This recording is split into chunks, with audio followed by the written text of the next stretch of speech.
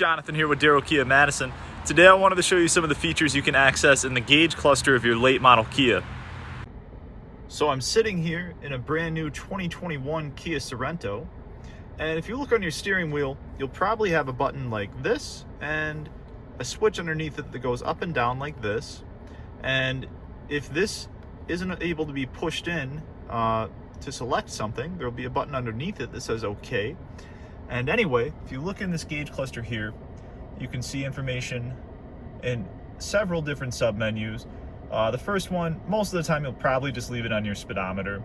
You can also see, with all-wheel drive vehicles, how much power is going to which wheel, your exact tire pressure breakdown by tire, which is really nice, as well as other information such as your drive mode, your fuel economy, and your trip odometers as well. And depending on the model you have, if you have navigation, it'll show your next turn. And you can also see information about your driver assistance features as well. So if you have any questions on how to use any of this stuff, or if you want to get a vehicle that can do all this stuff, call or stop by today.